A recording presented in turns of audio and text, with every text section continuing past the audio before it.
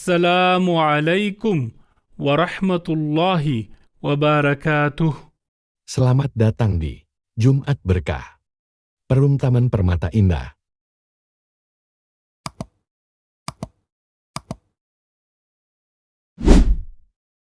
Sedekah ya sedekah, biar hartamu berkah. Allah Maha Pemurah, pasti akan ditambah.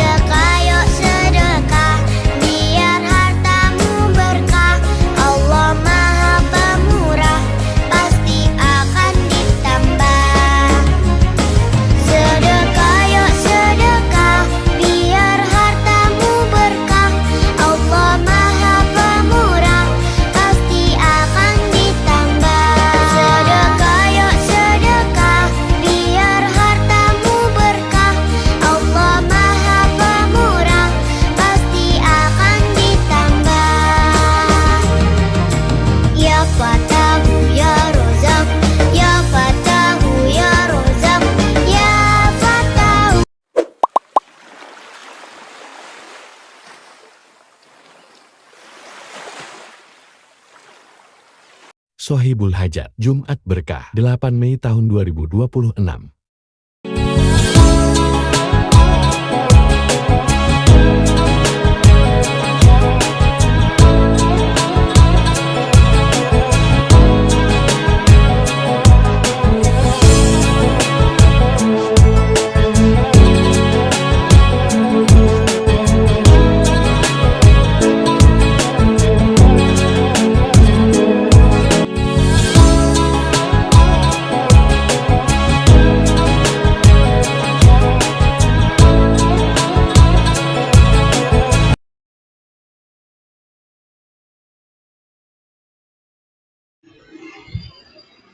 Assalamualaikum warahmatullahi wabarakatuh. Alhamdulillah, ini Jumat Berkah. Tak pernah lelah Pak Yus dan Pak RT. Setelah sholat subuh, mempersiapkan meja dan perangkatnya. Kemudian yang kedua, kami haturkan terima kasih kepada para dermawan yang telah menyisihkan sebagian rezekinya untuk kegiatan makan gratis infak seikhlasnya bersama Jumat. Mari Bapak Ibu, kita belajar bersama-sama untuk menginfakkan sebagian rezekinya untuk kegiatan ini. Begitu Pak Ibu. Menurut orang tua dahulu, sedekah itu menolak balak. Ayo kita sama-sama belajar bersedekah. Terakhir, Pak Yunus dan Pak Ede, kami mohon bantuan untuk memberikan doa yang alhamdulillah hari ini Pak Dr. Syarial telah berangkat menunaikan ibadah haji. Dan yang dari Riau, Bapak Profesor Fatur Rahman juga melaksanakan rukun iman yang kelima, ya Pak Yunus, yaitu ibadah haji. Mohon bantuan Pak Yunus untuk memberikan doa supaya beliau diberi kelancaran, dan bagi yang mengalami musibah atau ujian juga diberikan doa, dan bagi anak-anak Bapak Ibu Dermawan Jumat Berkah yang saat ini sedang mendaftar UMPTN Pak Yunus, mohon bantuan diberikan doa agar diberikan kelancaran di dalam tes UMPTN. Begitu ya Pak Yunus, monggo Pak RT atau Pak RT dulu diberikan pengantar. Assalamualaikum warahmatullahi wabarakatuh. Alhamdulillah, saya ucapkan terima kasih yang sebesar-besarnya bagi tim Jumat Berkah yang sampai hari ini bisa melaksanakan kegiatan yang barokah dan bermanfaat ini. Dan tak lupa saya RT 20 mewakili warga RT 20 dan warga sekitar RT 20 mengucapkan terima kasih atas kegiatan baik ini. Semoga para donatur, para dermawan dilimpahkan lagi rezekinya, barokah, serta dilancarkan segala urusannya. Demikian dari saya mewakili warga sekitar RT 20 dan warga RT 20 mengucapkan terima kasih atas pelaksananya kegiatan rutin setiap hari Jumat ini. Demikian dari saya. Assalamualaikum warahmatullahi wabarakatuh. Oh, Pak Yunus memberikan doa lagi. Terima kasih. Assalamualaikum warahmatullahi wabarakatuh.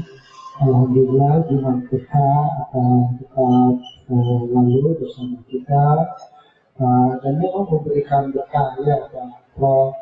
Teman-teman kita ada yang tadi diinformasikan oleh Pak Prof untuk lebih menunaikan ibadah haji. Mudah-mudahan haji mereka haji yang diterima dan mabruran wa sa'yan maskuran wa tijaratan dan kabiran. Mudah-mudahan di sana lancar, aman, nanti juga kembali dengan aman, lancar dan menjadi haji yang mabrur. Juga kepada teman-teman kita yang selalu menjadi Jumat Berkah yang punya hajat, anaknya mau masuk UMPTN dan atau kegiatan lain, mudah-mudahan Allah mudahkan karena mereka selalu memberikan kemudahan kepada orang yang lain. Begitu juga dengan yang sakit, mudah-mudahan disebutkan oleh Allah Subhanahu wa Ta'ala. Alhamdulillah, Bismillahirrahmanirrahim. Allahumma shalli ala Muhammad wa ala ali Muhammad walhamdulillahi rabbil alamin. Alhamdulillahi rabbil alamin hamdan katsiran thayyiban mubarakan fihi. Hamdan yafi ni'amahu wa yukafi mazidan ya Rabbana lakal hamdu kama yanbaghi li jalali wajhikal karim wa adimi sultan. Allahumma atina min ladunka rahmah wa hayyi' lana min amrina rashada. Allahumma atina min ladunka rahmah wa hayyi' lana min amrina rashada.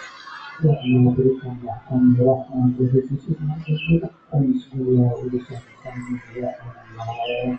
Mudahkan semua hajat-hajat kami ya Allah. Mudahkan semua hajat keluarga kami ya Allah. Mudahkan hajat semua keluarga kami dan hajat kami ya Allah. Wa ta'ala ta'ala ta'ala ta'ala ta'ala ta'ala wa tub 'alaina innaka antat tawwabur rahim. Alhamdulillah. Video pembelajaran. Kula aja korban iki untuk pertanyaan loro kriminal kabeh. Ya gara-gara korban urunan. Kan saat ini kan usum toh urunan 2 juta untuk sapi. Berarti nak 2 juta ping 7 untuk di 14 juta. Pertama takokane apik sese kurang ajar. Pak Bahak, yang tanya itu udah orang NU. Pak Bahak.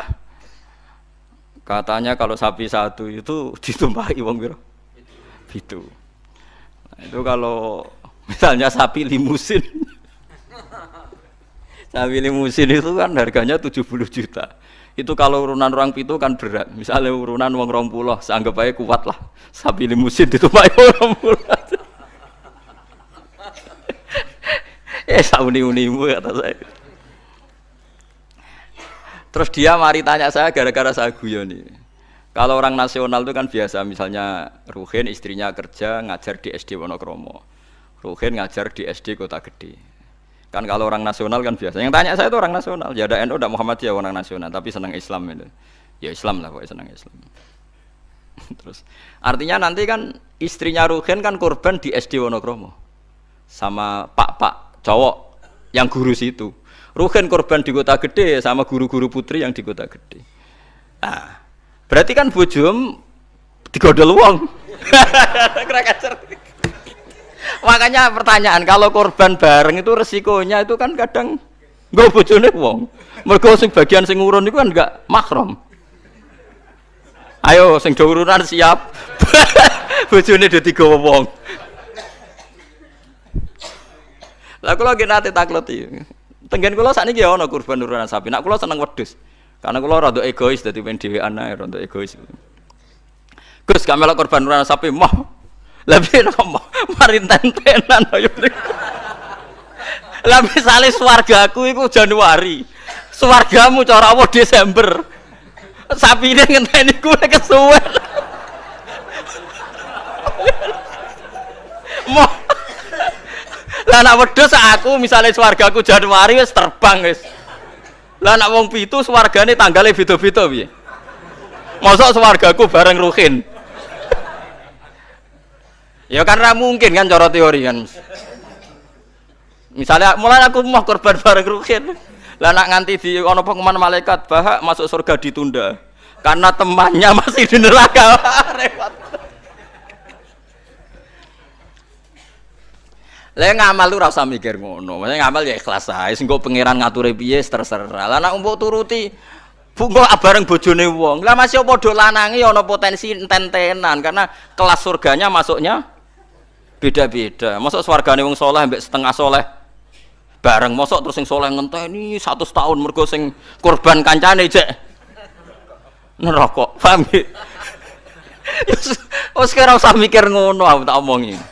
Tapi amun dadi penggalih lho ngene iki ra omongane wong nganggur ngoten mawon nggih.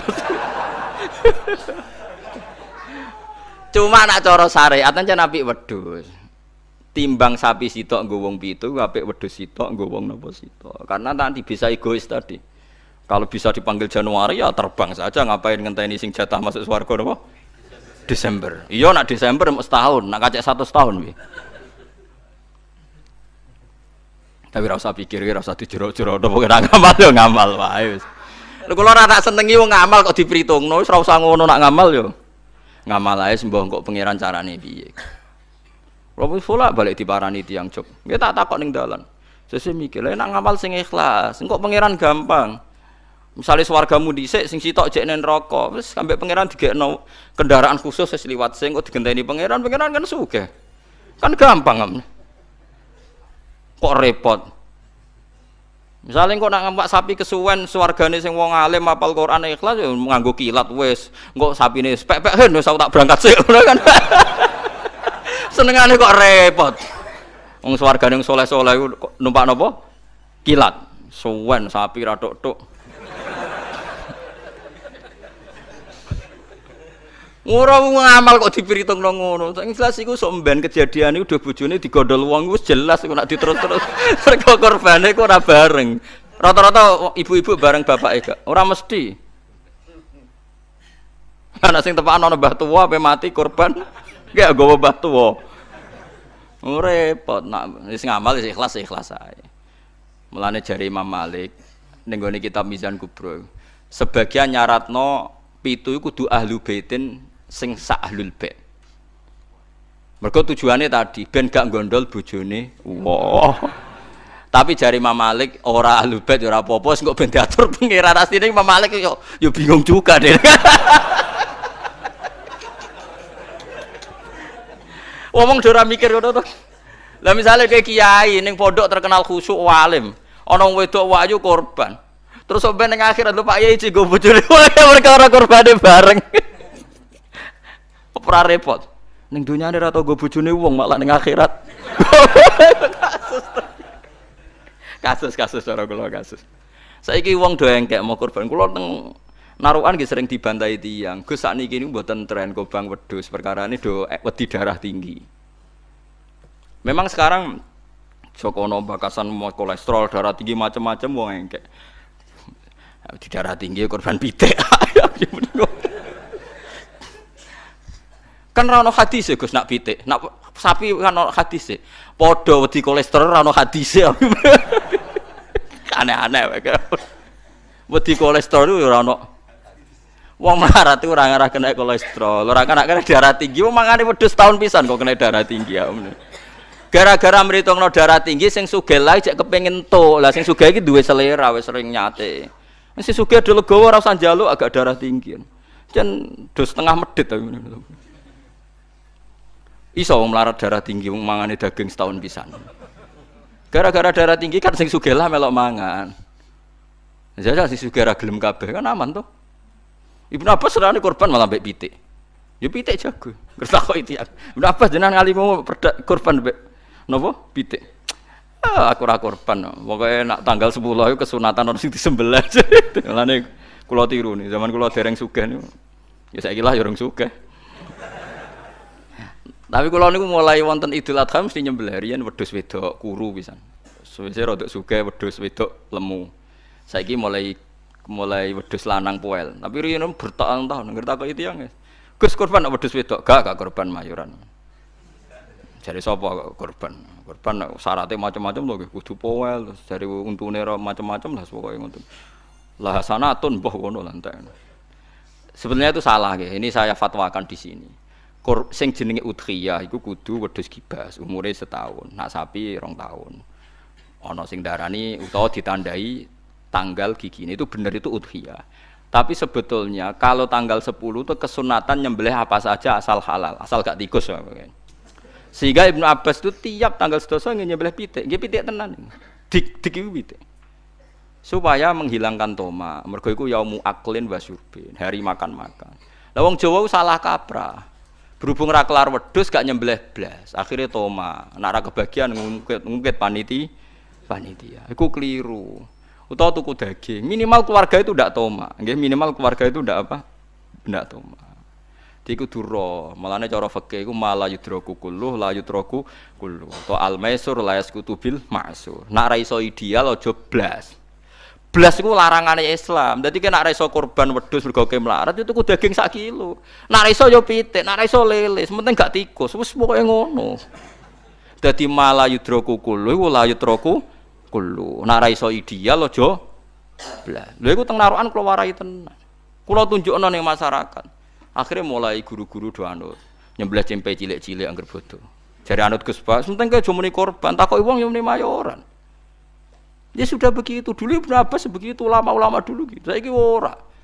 Ora iso korban wedhus, gak blas. Akhirnya toma. Nang toma nyalahno panitia napa masjid. Sentimen ora dikeki wis ndi. Itu salah niki. Ndak baik hidup gitu. Dadi kaidah eleng-eleng nggih, mala yudraku kullu iku la yudraku kullu. Istilah al-maisur la yasqutu bil ma'sur. Kalau bisa sedikit ya sedikit itu lakukan, jangan sama sekali. Jadi misalnya ana wong wudu, anane banyu sak gelas, nggo tangan gak kena, nggo sikil gak kena ya wudu ra ini tok. Liyane ditunda. Kok pangeran maklum, pancen isane ra ya ra. Ana wong diutang 10 juta, isane nyaur 1 juta, sahur sik 1 juta terus blas. Tetep lumayan kan bagi sing disaur. Kalong nopo? Kalong nopo? 1 juta. Aja kok terus blas. Nah wong salah kaprah, pokoke anggere ora iso terus blas dadi. Rabi wong wedok iku syaraté ya ayu, nasab, nurut, apik. Tapi nek ora iso papat sifat iku ya sakanane sing gelem ngono wae. Aja terus gak rabi lah. Pokoke bangsa blas iku gak boleh. Wong rapal Quran ra alim ya tetep mulang jare Nabi balihu ani walau ya isane saya kulhu wis diurang terus kulhu. Barokah kulhu ngene-ngene suwe-suwe terakhir barokah kulhu mati husnul khotimah. Wis ngono lah nerangno barokah kulhu sugih kowe ra sugih-sugih. Pokoke barokah kulhu husnul khotimah. Wis pokoke sauni-unimu lah. Sing penting ono sing diterangno. Video pembelajaran.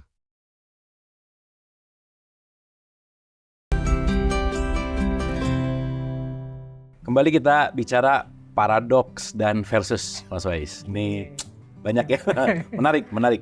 Dan ini hemat dan pelit, Mas Wais. Bahwa saya tuh orangnya hemat, tapi saking hematnya jadi kadang-kadang jadi pelit sama diri sendiri gitu. Tapi mindsetnya hemat pun pelit, jadi nggak mau nolong orang gitu karena udah hemat juga sih. Gitu.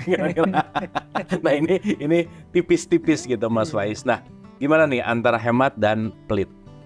Sebenarnya prakteknya bisa sama bisa beda, tapi maknanya jauh berbeda. Kalau hemat itu konotasinya hati-hati, tidak sembrono dalam membelanjakan yang kita miliki harta. Kalau pelit itu tidak mau sama sekali. Jadi kalau pelit negatif, kalau hemat positif. Sederhananya itu kalau dulu zaman pelajaran sejak SD juga diajari hemat pangkal kaya. Oke. Jadi tema ini relate hari ini, khususnya ada istilah budaya konsumerisme. Ketika orang merasa eksis kalau dia mengkonsumsi. Dia termasuk mungkin banyak di antara kita yang mengambur-amburkan uang tiap tahun gonta-ganti HP misalnya. Yeah. Dia nggak nyaman kalau tidak mengkonsumsi yang terbaru. Atau kadang-kadang kita sering belanja apa saja padahal kita tidak butuh itu. Itu tantangannya hidup hemat hari ini kan itu. Mungkin teman-teman ada yang hobinya nyekrol e-commerce itu, Shopee, itu kan padahal tidak butuh sih, tapi karena lagi 11, 12 itu kan terus biasanya tidak berhenti sudah. Terus yang lagi live-nya tuh kayak maksa gitu, 2 menit lagi gitu ya. Kadang-kadang jam 12 malam puas kita mulai itu rebutan. Itu kan memicu semangat konsumerisme. Nah dari situ kan belakangan muncul isu-isu gaya hidup, orang mengenalnya frugal living, minimalisme dan lain sebagainya, yang sebenarnya sama istilahnya hidup hemat, hidup sederhana, jangan berlebihan, membelanjakan harta itu sesuai kebutuhan dan kepentingan. Beda dengan pelit tadi. Kalau pelit itu kadang meskipun penting, meskipun butuh, kadang-kadang dieman-eman, tidak dibelanjakan. Mungkin daripada beli HP mending pinjam HP deh. Itu pelit namanya orangnya. Lawannya hidup boros tadi, tiap tahun ganti HP, konsumeristik tadi. Nah sekarang ada wacana-wacana baru seperti tadi minimalisme, frugal living. Jadi kita belanja itu sesuai kebutuhan saja, tidak disetir oleh iklan, tidak diarahkan oleh merek-merek dan lain sebagainya. Kalau sudah punya ya sudah, Anda harus mengoleksi. Jadi kita pengguna bukan kolektor. Jadi kan banyak orang itu yang tiba-tiba saja jadi kolektor. Koleksi bajunya berlemari-lemari, sepatunya. Nah, ini belakangan muncul ide ya jangan boros itu. Bukan berarti kita tidak bisa membeli, tapi ayo yang lebih hemat, yang lebih taktis dalam membelanjakan. Nah ini kembali kepada tuntutan circle, Mas Wais. Ini menarik gitu ya, bahwa kadang kan kalau ada ya balik lagi dengan judgement gitu ya. Misalnya kamu kan kaya, kenapa sih handphonenya jadul gitu dalam tanda petik. Sehingga circle inilah yang membuat keinginan konsumerisme itu meningkat karena ya mungkin gaya hidup, balik lagi ya. Di circle itu adalah harus yang update lah, harus yang the latest lah, dengan brand tertentu lah. Ini juga mempengaruhi dari siklus antara keinginan terus-menerus yang berkaitan dengan circle dan juga gimana cara kita menjaga diri supaya nggak boros. Gimana tuh Mas? Iya. Oke lah, setiap orang punya circle-nya sendiri ya. Tapi kalau toxic circle-nya, menurut saya juga harus mulai difikirkan juga. Bahwa kadang-kadang teman kita guyonnya seperti itu, wah HP jadul, tapi semoga tidak serius. Kalau serius itu kayak gini, kalau HP-mu jadul terus kita nggak usah berteman deh. Itu serius itu. Tidak sekedar guyon itu. Kalau sekedar guyon, saling sindir, kalau saya wajar lah, enggak apa-apa. Yang penting mindset kita, mindset guna. Enggak masalah jadul tidak jadul, tapi kalau dengan HP jadul itu terus kita enggak bisa mengejar kebutuhan kita. Padahal hari ini banyak kebutuhan via smartphone yang agak baru, yaitu namanya bukan hemat, itu agak pelit sudah. Tapi kalau memang perlu butuh, yuk ayo. Kayak baju misalnya kan kadang-kadang kita masih banyak sih, masih bagus-bagus. Hanya karena ini ada yang lebih baru, ada yang lebih keren, ada yang lebih tren, terus kita terjebak di situ, akhirnya di kolektor, yang akhirnya rumah kita itu kan kayak apa, ada istilah di buku minimalisme, ada istilah ruang kita itu jadi kayak tempat pembuangan sampah. Barang apa saja ada di sana. Kadang-kadang kita habis belanja dari e-commerce tadi, begitu nyampe rumah ya, aduh barangnya kayak gini, terus mojok, terus aduh nanti kan kita ketipu display. Iya, ketipu display. Jadi kan sering-sering kita begitu. Maka hemat itu sekarang ya itu namanya itu tadi minimalis. Minimalis itu mbak wis dengan standar kebutuhan minimal saja. Kalau untuk belanja-belanja, butuhnya 3 ya beli 3 saja. Butuhnya 3 kita beli 5, itu namanya sudah boros. Butuhnya 3 kita beli 2, namanya pelit. Oke. Dan ini terjadi loh Mas Rais, bahwa memaksakan diri untuk kelihatan keren di circle tertentu, bahkan mungkin dia nggak penting, dan mungkin dia bisa minjem abis-abisan untuk tampil sesuai dengan si circle yang dianggap bahwa ini menjadi circle yang hits gitu misalnya, yang keren banget gitu dalam tanda petik. Ini udah menjadi sebuah habits dalam society gitu. Nah berarti kan ya kembali ya, bagaimana kita juga menyadari tentang si toxic circle tadi juga yang berkaitan dengan kebutuhan gitu. Apa pandangan Mas Faiz tentang lifestyle ini gitu? Iya, asal tidak sekedar style, lifestyle.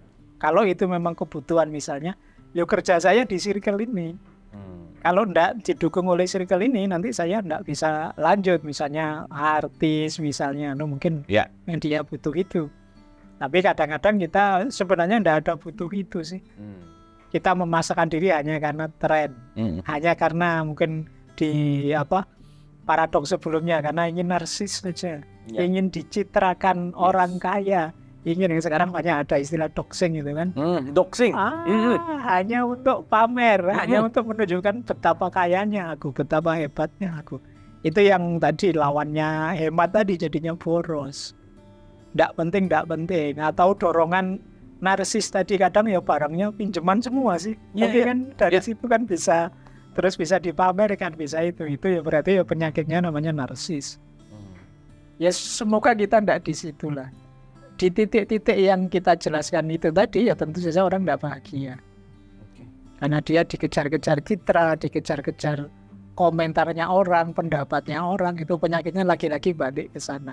Tidak untuk dirinya, demi untuk orang lain, entah memuaskan orang lain atau mancing komentar baik dari orang lain. Oke, ntar juga ada masanya capek sendiri kali ya. Iya, jadi kalau kadang-kadang itu padahal tidak punya itu kan, tapi utang ke sana kemari demi mengikuti tren, mengikuti gaya itu. Jadi kadang sampai di titik mencelakakan dirinya sendiri. Yang primer keteteran, sementara dia bela yang mungkin kalau bahasa ekonomi ini kelas tersier. Tersier, iya. Jadi level 3 sih, kadang-kadang kita tidak punya juga tidak apa-apa, tidak ada itu juga tidak apa-apa. Tapi kita paksa demi gaya, demi tadi semangat konsumeris tadi. Karena sekarang kan ada istilah status kita itu tergantung apa yang kita konsumsi. Iya, jadi itu yang disebut budaya konsumeris itu. Jadi kita mengkonsumsi apa, disitulah orang menilai kita. Nah, kita terjebak di circle itu. Kalau sudah seperti itu ya mungkin saatnya dipertimbangkan keterlibatan kita di circle itu. Kalau memang sangat toksik ya mending latihan dulu agak menjauh biar tidak mudah terpengaruh. Oke. Makasih Mas Faiz, mudah-mudahan kita tetap menjaga balance antara keinginan dan kebutuhan. Nggak terlalu dikuasai oleh keinginan, karena apa yang kita pengen belum tentu butuh. Dan ya bukan masalah pelit gitu ya. Dan juga ya balik lagi lah, kita berbicara dalam konteks yang namanya titik keseimbangan.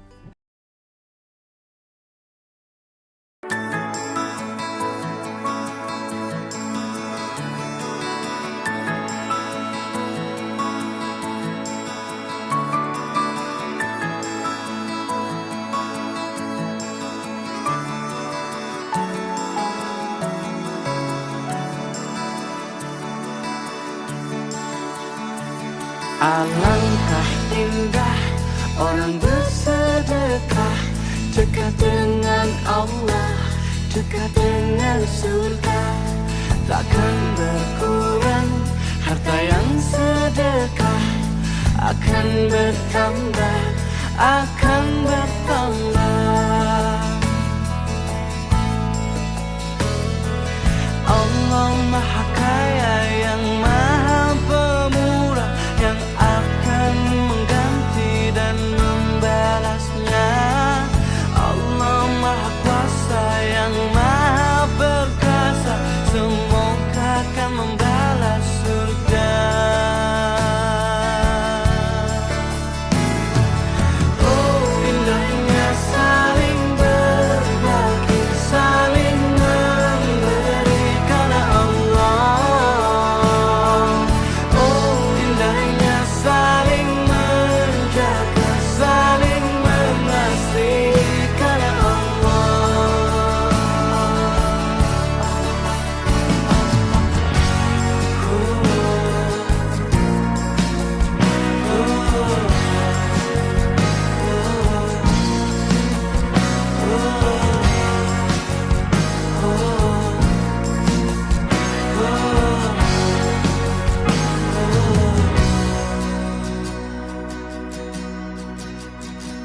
Alangkah indah orang bersedekah, dekat dengan Allah, dekat dengan surga. Takkan berkurang harta yang sedekah, akan bertambah, akan bertambah. Oh indahnya saling berbagi, saling memberi karena Allah. Oh indahnya saling menjaga, saling mengasihi karena Allah. Allah Maha Kaya yang Maha Pemurah, yang akan mengganti dan membalasnya. Allah Maha Kuasa yang Maha Perkasa, semoga akan membalas surga. Oh indahnya saling berbagi, saling memberi karena Allah. Oh indahnya saling menjaga, saling mengasihi karena Allah. Oh indahnya saling berbagi, saling memberi karena Allah.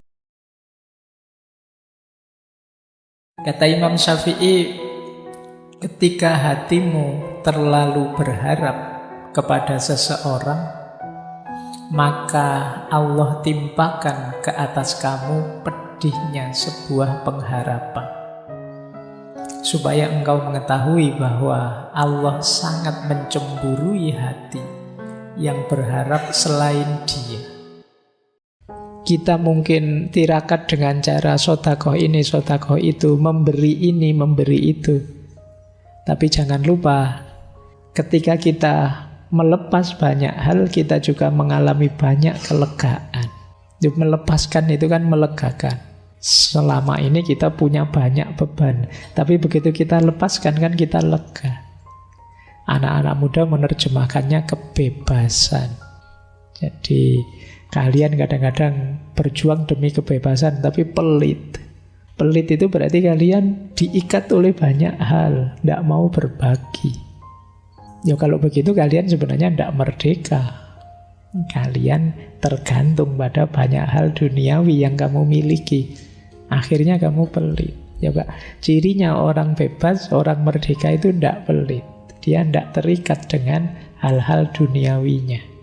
Alasannya Sokrates apa? Kalau engkau nikah, kemudian kamu kesulitan dengan istrimu, kamu kesulitan dengan rumah tanggamu, di situ kamu akan dapat banyak pelajaran. Wah, perempuan itu sifatnya begini ya. Ternyata harta itu, baik kita mikir banyak. Tapi kalau ndak nikah, yang dipikirkan cuma satu. Kapan saya nikah? Blas gak filosofis. Nggak ada pelajarannya apa-apa. Jadi manusia itu cenderung enggan berbagi, ingin enak. Biasanya kalau orang kok mau berbagi itu ya yang dibagi yang sisa-sisa, yang dia sudah menikmati terus bagi. Biasanya begitu. Makanya bahkan Al-Quran menegaskan ya kebaikan itu kalau kita menginfakkan yang kita cintai. Karena manusia itu cenderung pelit. Yang dikasihkan orang selalu yang sisa yang sudah dia nikmati. Makanya di banyak ayat itu Al-Quran kan nyindir kita, manusia itu pelit, manusia itu kalau memberi selalu yang jelek-jelek, sehingga terus ditegaskan oleh Al-Quran, lan tanalul birra, kamu tidak akan dapat kebaikan sebelum berbagi apa yang engkau cintai, hatta tunfiku ma tuhibbun. Oke, jadi dermawan dan menolong. Bapak bisa cari YouTube Habib Ali Zainal Abidin Al-Jufri, muridnya Habib Umar itu, sedang ngajar.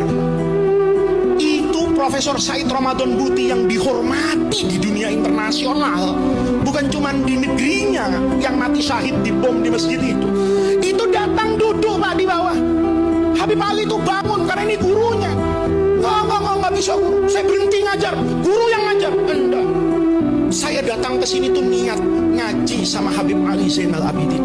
Saya tahu Profesor Said Ramadan Buti itu alimnya kayak apa, tapi dia ingin mengajarkan kepada kita, hidup itu bukan cuma ilmu, hidup itu pakai akhlak, hidup itu pakai adab, hidup itu bukan siapa yang besar ilmunya, bukan siapa yang hebat ilmunya, tapi jangan lupa ambil keberkahan dari orang soleh, orang berilmu, apalagi kalau itu dzurriyyah Rasulullah. Mujtaba Khamenei memberikan pidato selama 12 menit. 12 menit pidato disiarkan kepada rakyatnya. Teks pidato itu dikirim lewat jalur diplomatik Switzerland, pergi ke Kementerian Luar Negeri Amerika. 6 menit pertama, dia uraikan apa yang dia sebut dosa-dosa Amerika. 1, telah membunuh ayahnya. 2, telah membunuh puluhan ahli-ahli nuklir Iran. Dan yang ketiga adalah telah memberikan sanksi yang begitu berat kepada Iran sejak 1979. Yang keempat adalah mau saja mengikuti agenda Israel. Itu juga bagi Iran adalah sebuah dosa yang tidak bisa diampuni. 6 menit kedua dia kemukakan tuntutannya. Tadinya orang pikir dia akan bersembunyi karena mau dibunuh sama Israel sama Amerika. Ternyata dia tampil dan dia kemukakan tuntutannya. Dia menuntut balik ke Amerika. 3 tuntutan dia berikan. 1, Amerika harus tarik semua pasukan di semua negara Arab, Syria, Irak, Lebanon, Kuwait, Bahrain, Uni Arab Emirat, Saudi Arabia. Harus keluarkan semua pasukan Amerika dari situ. Tuntutan yang kedua, cabut semua sanksi yang telah diberlakukan dari 79 sampai sekarang. Itu sekitar 30.000 objek ekonomi Iran itu dikenakan sanksi. Embargo itu ya. Jadi 3 tuntutan, tarik pasukan, cabut sanksi, dan bayar $500 miliar. Nah, waktu kalimat itu dia ucapkan, itu kan Amerika bingung. Wah, ini orang kita mau habisi malah dia tuntut balik ke kita. Gitu.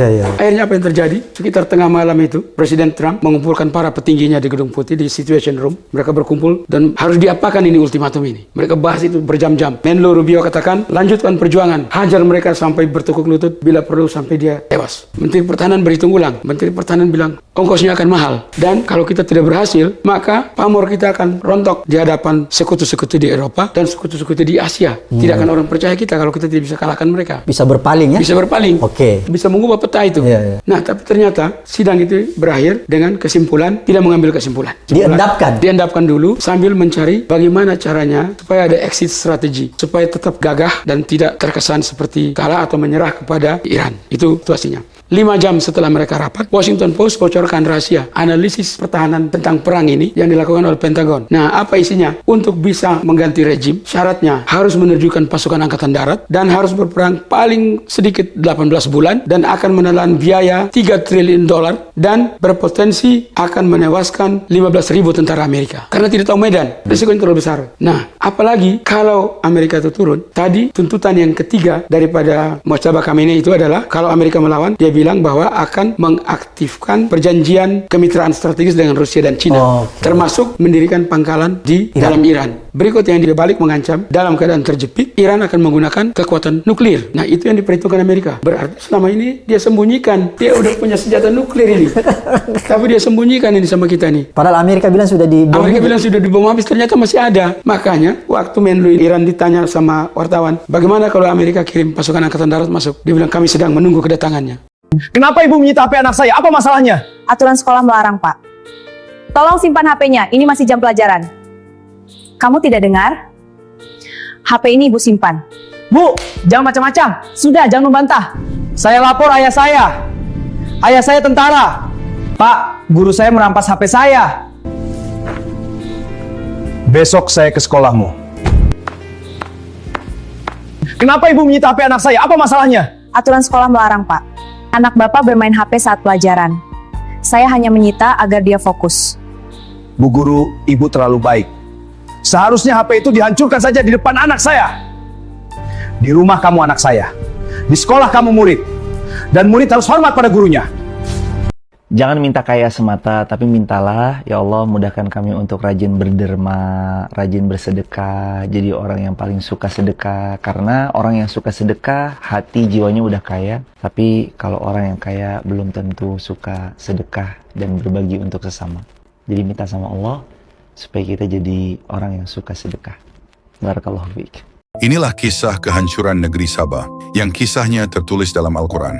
Pada abad ke-10 sebelum Masehi, kaum Sabah mencapai masa keemasan di bawah kepemimpinan Ratu Balkis yang memeluk Islam setelah berdialog dengan Nabi Sulaiman. Dari kepemimpinan inilah lahir sebuah peradaban yang sangat makmur. Kaum Sabah tinggal di wilayah yang kini dikenal sebagai Yaman. Mereka dikenal sebagai bangsa yang cerdas, terutama dalam bidang arsitektur dan sistem pengairan. Puncak kejayaan mereka adalah keberhasilan membangun bendungan Ma'rib, sebuah bendungan raksasa yang menampung air hujan dari pegunungan untuk mengairi lahan pertanian mereka. Saking suburnya negeri itu, konon seseorang cukup berjalan di bawah pepohonan sambil membawa keranjang di atas kepalanya, maka keranjang tersebut akan terisi penuh oleh buah-buahan yang jatuh dengan sendirinya tanpa perlu dipetik.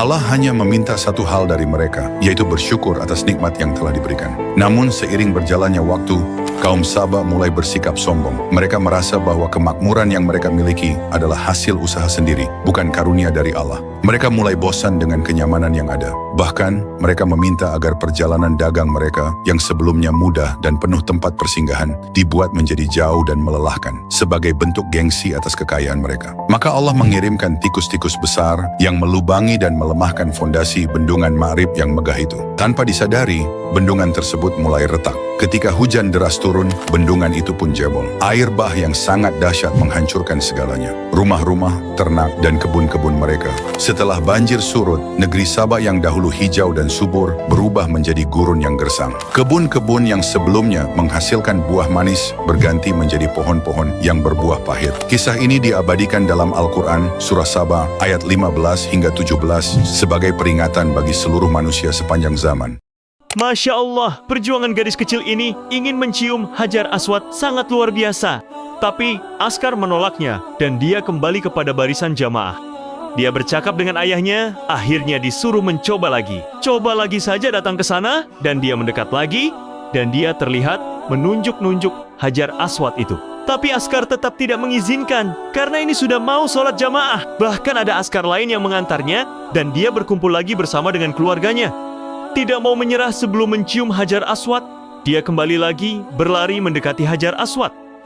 Pada akhirnya, untuk ketiga kalinya, diperbolehkan oleh Askar. Alhamdulillah, akhirnya gadis kecil ini bisa mencium Hajar Aswad. Kalau takmir masjid cuma ngurusi lantainya, ngurusi gedungnya, ngurusi lampunya, ngurusi airnya. Ini bukan memakmurkan masjid. Karena memakmurkan masjid itu bukan ngurusi bangunan supaya bagus, ngurusi airnya tercukupi, ngurusi lantainya bersih, karpetnya wangi. Bukan itu memakmurkan masjid, bukan itu. Tapi memakmurkan masjid adalah aqimis sholat, menegakkan sholat. Artinya apa? Masjid itu menjadi tempat sholat berjamaah, bukan di rumah. Sholat berjamaah itu di masjid. Sehingga kewajiban dari takmir masjid itu adalah memobilisasi orang-orang itu supaya berjamaah ke masjid. Bukan sekedar merawat bangunan masjid. Kalau hanya itu orang kafir lebih pinter dari orang Islam. Itu yang dikatakan dalam ayat ke-17 itu. Orang-orang kafir, orang musyrik itu lebih pinter. Kalau takmir masjid cuma ngurusi lantainya, ngurusi gedungnya, ngurusi lampunya, ngurusi airnya. Ini bukan memakmurkan masjid. Kalau memakmurkan masjid, takmirnya itu hanya ngurusi bangunannya, ngurusi pagernya, lantainya, ya, kamar mandinya supaya bersih. Ini orang kafir lebih baik. Jika sholat bisa merubah kehidupan seseorang, Lantas mengapa? Mohon maaf ibu-ibu, ini pertanyaan teman-teman saya. Lantas kenapa seorang mungkin marbot atau tamirul masjid la ghaniyun ya Ustaz? Hada syaur tu bil huzn wa hada soal yubatiluni bakam tulisannya kadalik wa ana mutawatir la astati ajibu hada soal kadalik Ustaz. Alhamdulillah. Ini beliau tanya singkatnya begini, kenapa marbot masjid itu nggak kaya? Kalau memang Islam itu datang untuk merubah kehidupan seseorang, pertanyaannya yang mau dirubah itu apanya? Karena mindset seseorang berpikir kalau berubah itu selalu penampilan materi, sedangkan Islam itu datang bukan untuk merubah materi, tapi mempercepat dan memberikan keberkahan pada tujuan berkehidupan. Perhatikan baik-baik, ada 4 pilihan dalam berkehidupan, silahkan gunakan. 1 dengan kedudukan, 2 dengan harta, 3 dengan ilmu, 4 dengan tenaga. Dan itu ada babnya. Kalau Anda ingin dengan kedudukan, jangan tanggung yang paling tinggi. Cita-cita diplomat jadi menlu sekalian, cita-cita di birokrasi jadi presiden sekalian. Ya, jangan tanggung, jadi yang paling tinggi. Nanti ada babnya, ada fikihnya. Ya, namanya Kitabul Imarah namanya. Kitab ke-33 di Sahih Muslim. Ada 54 topik. Topik ke-33-nya adalah tentang tata kelola negara. Kalau ingin kaya, jangan tanggung. Raih tingkat ketiga sekalian. Tingkat pertama tuh kaya, kedua kaya banget, ketiga kebangetan kayanya. Dan semua sahabat dapat level itu. Nanti ada kurikulumnya di Al-Bukhari, Kitabul Buyu', kitab tentang tata kelola niaga. Tidak pernah ada sahabat Nabi, kemudian tabi'in dan generasi setelah itu yang mengamalkan bisnis dengan metode itu. Tidak pernah mereka berdagang dan kembali modal, nggak ada. Mereka selalu kembali untung. Nggak ada dagang kembali modal, kembali untung. Abdurrahman bin Auf, Utsman bin Affan. Yang pertama tadi Amr bin As, Umar bin Khattab dan sebagainya. 3, ilmu. Ilmu jangan tanggung, jadi pakar di bidangnya. Utsman lihat, oke, yang di birokrasi Amr, saya di harta. Tapi Ali melihat, Utsman sudah ngambil harta, Amr sudah ngambil kedudukan, saya pilih ilmu, passion saya di ilmu. Maka yang diperdalam ngaji. Abu Hurairah ikut, Salman ikut. Jadi kebanggaannya itu bukan ketika kaya, tapi ketika dia punya ilmu yang bertambah. Dan itu yang dia bawa bekalnya menghadap Allah. Kemudian yang paling menarik, ilmu sudah diambil oleh Ali bin Abi Thalib, Abu Hurairah. Harta diambil passionnya oleh Utsman. Kedudukan diambil oleh siapa? Umar bin Khattab. Ya, kemudian Amr bin As. Maka Bilal melihat, dari 4 ini tinggal 1, tenaga. Wala taqfu ma laisa laka bihi ilmun. Jangan lakukan amalan apapun yang kamu belum tahu ilmunya. Ilmu di sini berarti dalil. Kalau kamu belum tahu dalilnya, jangan kamu lakukan. Inna sam'a wal basara wal fu'ada kullu ulaika kana anhu mas'ula. Karena pendengaran, penglihatan, hati itu akan dimas'ul, dimintai pertanggungjawaban oleh Allah. Kamu melakukan amal itu, telingamu mendengar dari siapa, ajaran siapa, penglihatanmu melihat amalannya siapa, terus hatimu ikut siapa, ikut dalil atau ikut kata fulan, fulan dan fulan. Nanti akan ditanya. Maka orang Islam itu harus mengamalkan dalil, bukan mendalilkan amal. Selama sudah tahu dalilnya, dalilnya sahih, amalkan dalil itu. Kalau belum tahu dalilnya, sekalipun mayoritas umat Islam melakukannya, ya jangan amalkan dulu. Wong belum tahu dalilnya. Karena ibadah itu bukan menurut mayoritas yang mengamalkan, tapi ibadah itu menurut Allah dan Rasulnya, berarti menurut dalil. Ini kisah seorang pemuda miskin yang hidupnya berubah karena satu amalan sederhana, sedekah. Dia hidup dalam kesulitan, bekerja keras setiap hari, tapi penghasilannya selalu pas-pasan. Kadang bahkan tidak cukup untuk makan. Namun, meskipun hidup dalam kekurangan, dia selalu menyisihkan sedikit hartanya untuk bersedekah. Sekecil apapun, dia memberi dengan ikhlas. Sampai suatu hari, di saat dia hampir menyerah, datanglah seseorang yang mengubah hidupnya. Seorang saudagar kaya melihat ketulusan dan kejujurannya, lalu menawarkan pekerjaan. Awalnya, ia hanya seorang pekerja biasa, Tapi karena kerja keras dan keikhlasannya, ia mulai dipercaya, hingga akhirnya ia menjadi tangan kanan saudagar itu. Bisnisnya berkembang, hidupnya berubah, dan dari seorang miskin yang selalu bersedekah, kini ia menjadi kaya dan bisa membantu lebih banyak orang. Sungguh, janji Allah itu nyata.